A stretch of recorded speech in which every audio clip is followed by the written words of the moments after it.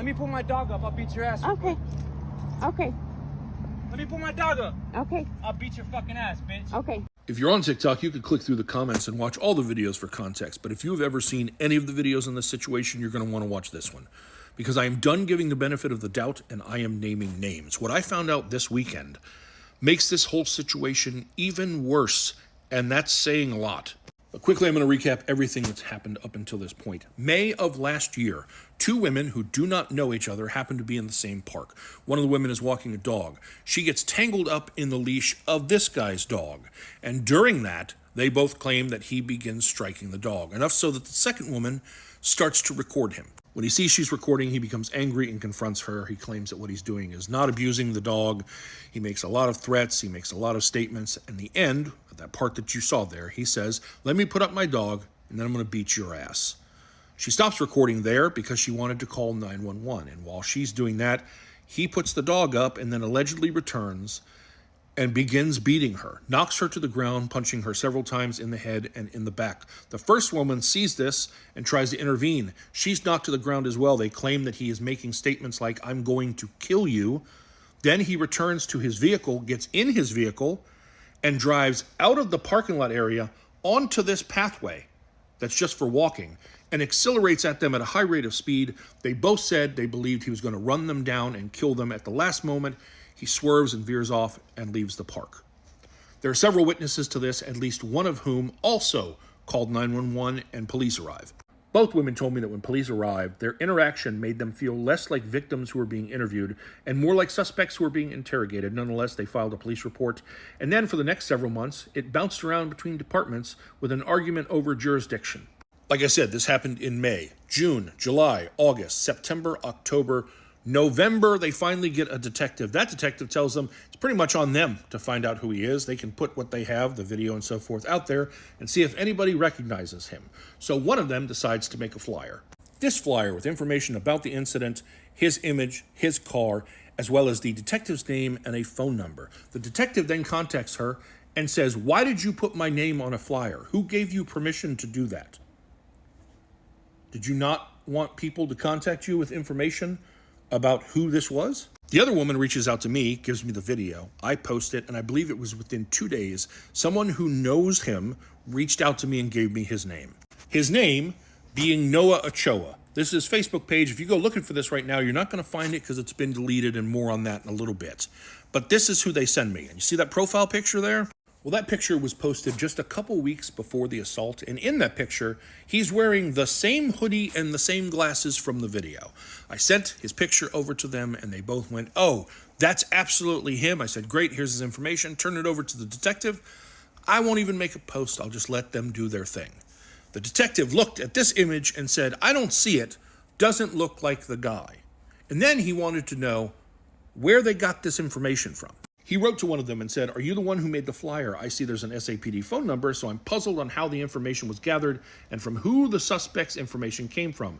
Who is the person who named the suspect?" So they told him, "It came from me and someone contacted me," and he didn't like it, which doesn't make sense to me. I deal with detectives, and they usually will say, "How did you find this?" And I tell them, and they either say like, "Oh, that's crazy," or "Oh, that's great," or "That's weird." They don't seem to be upset and go, "No, I don't like this. I don't like that it came from you." Meanwhile, remember, he's saying, "I don't think this is the person," while the two victims who were there and experienced it said, "This is the person." After months go by and I haven't heard anything, January of this year, I reach out to them and say, "Hey, what's going on?" That's when they tell me that the detective says, "Oh, it doesn't look like him." So I make a video showing this and going like, "You don't think this is the guy?"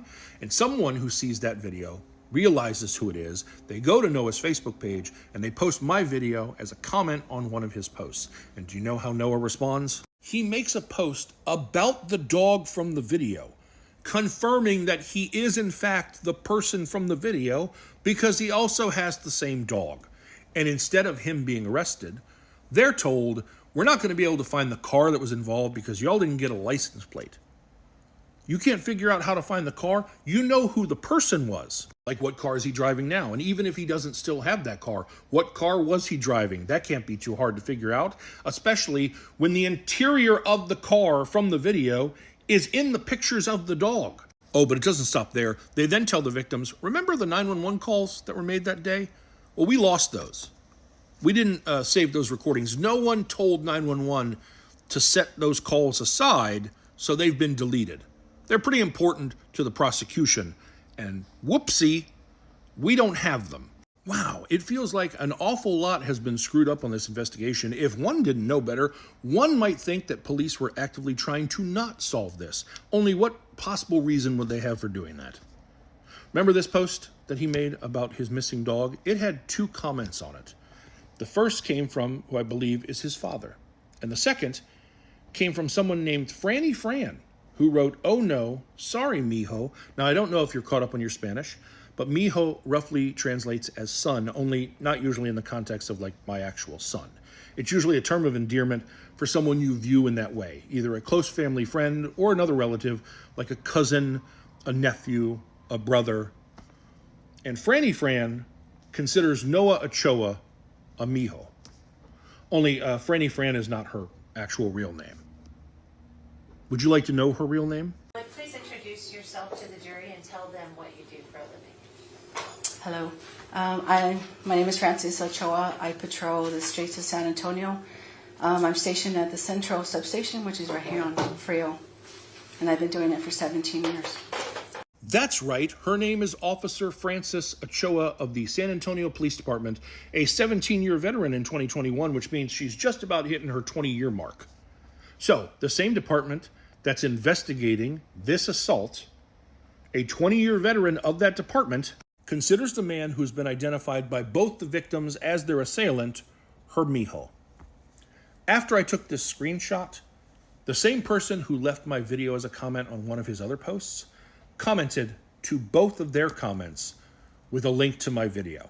So presumably, she would absolutely have seen my video about Noah if she wasn't aware of the situation prior.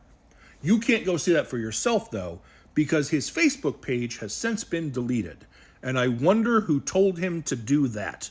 So the way I see it, either the San Antonio Police Department is completely inept and has dropped the ball on almost every aspect of this investigation, or one or several members of that department have actively worked to protect a family member of a veteran police officer.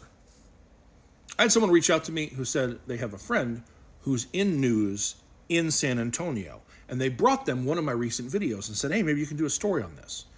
And the person's response was, "No, this is an old news story." Is it still an old news story? Or is this something new that you can run with?